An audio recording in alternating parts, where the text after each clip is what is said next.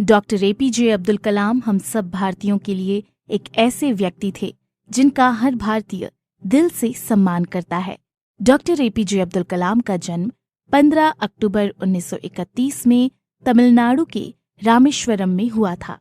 एक वैज्ञानिक और इंजीनियर के तौर पर उन्होंने भारत को शक्तिशाली बनाने में महत्वपूर्ण योगदान दिया। कलाम भारत के 11वें राष्ट्रपति थे। उन्होंने साल 1998 के पोखरण में द्वितीय परमाणु परीक्षण में भी महत्वपूर्ण भूमिका निभाई थी। ये उन्हीं की शानदार योजना थी कि पूरी दुनिया को भारत के परमाणु परीक्षण की तैयारियों की कोई सूचना ही नहीं मिल पाई। कलाम को मिसाइल मैन भी कहा जाता है।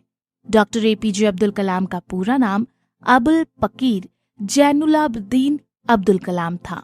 उनके पिता जैनुलाब्दीन रामेश्वरम में एक नाविक थे और उनकी माता आशियम्मा एक गृहिणी थी।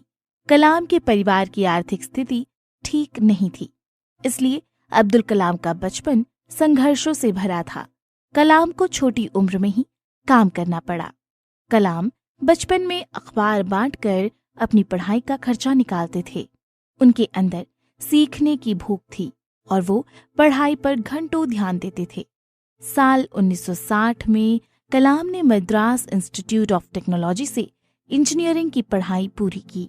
मद्रास इंस्टीट्यूट ऑफ टेक्नोलॉजी से इंजीनियरिंग की पढ़ाई पूरी करने के बाद कलाम ने DRDO यानी defence research and development organisation में वैज्ञानिक के तौर पर भर्ती हुए। कलाम ने अपने करियर की शुरुआत भारतीय सेना के लिए एक छोटी हेलीकॉप्टर का डिजाइन बनाकर की। कलाम पंडित जवाहरलाल नेहरू द्वारा गठित Indian national committee for space research के सदस्य भी थे। इस दौरान उन्हें प्रसिद्ध अंतरिक्ष वैज्ञानिक विक्रम साराभाई के साथ कार्य करने का अवसर मिला।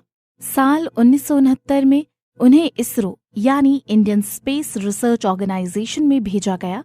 यहाँ वो भारत के सैटेलाइट लॉन्च व्हीकल परियोजना के निदेशक के तौर पर नियुक्त किए गए थे। इसी परियोजना की सफलता के परिणाम स्वरूप भारत का प्रथम उपग्रह रोहिणी पृथ्वी की कक्षा में वर्ष 1980 में स्थापित किया गया। इसरो में शामिल होना कलाम के करियर का सबसे अहम मोड़ था और जब उन्होंने सैटेलाइट लॉन्च व्हीकल परियोजना पर कार्य आरंभ किया तब उन्हें लगा जैसे वो वही कार्य कर रहे हैं जिसमें उनका मन लगता है। साल 2002 में कलाम भारत के राष्ट्रपति चुने गए और 5 वर्ष की अवधि की सेवा के बाद वो शिक्षण, लेखन और सार्वजनिक सेवा में लौट आए। उन्हें भारत के सर्वोच्च नागरिक सम्मान भारत रत्न सहित कई प्रतिष्ठित पुरस्कारों से सम्मानित किया गया। उनके कार्यकाल के दौरान उन्हें जनता का राष्ट्रपति कहा गया। शिक्षण के अलावा डॉक्टर कलाम ने कई पुस्तकें भी लिखी, जिनमें प्रमुख है India 2020, a vision for the new millennium, wings of fire, an autobiography, ignited minds, unleashing the power with in India, mission India, indomitable spirit आदि। 27 जुलाई 2015 को भारतीय प्रबंधन संस्थान शिलांग में अध्यापन कार्य के दौरान उन्हें दिल का दौरा पड़ा, जिसके बाद करोड़ों लोगों के प्रिय और चहेते यह महामानव हम सबको छोड़कर चले गए। चलिए अब हम इस महान देशभक्त, लेखक और वैज्ञानिक के अनमोल विचार जानते हैं जो हमारा जीवन बदल सकते हैं। ये विचार कुछ यूं है। मेरा संदेश विशेष रूप से युवाओं को है।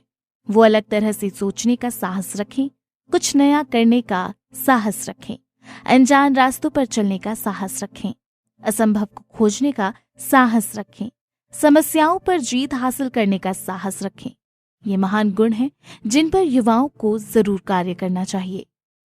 शिखर तक पहुंचने के लिए ताकत चाहिए होती है, चाहे वो माउंट एवरेस्ट का शिखर हो या कोई दूसरा लक्ष्य। हम सभी के पास एक समान प्रतिभा नहीं होती, लेकिन हम सभी के पास अपनी प्रतिभा को विकसित करने का समान अवसर होता है।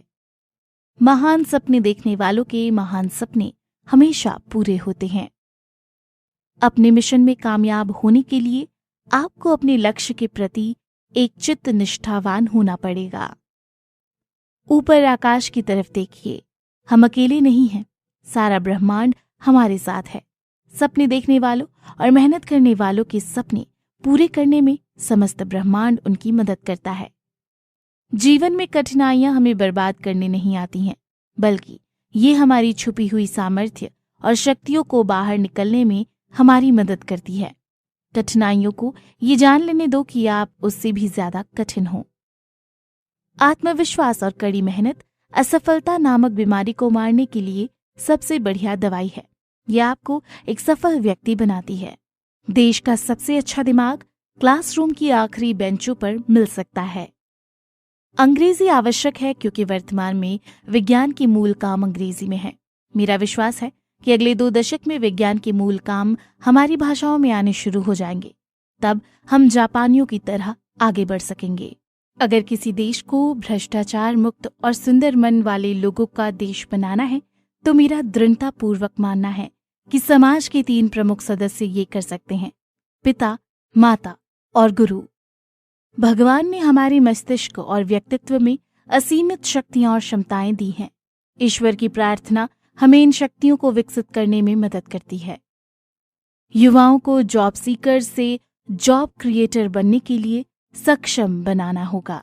दोस्तों, अंत में आप सभी से एक सवाल है: क्या डॉक्टर एपीजे अब्दुल कलाम को प्रतिभा पाटिल की जगह दूसरी बार फिर से राष्ट्रपति बनाना चाहिए था? अगर हाँ तो क्यों, और अगर नहीं तो क्यों?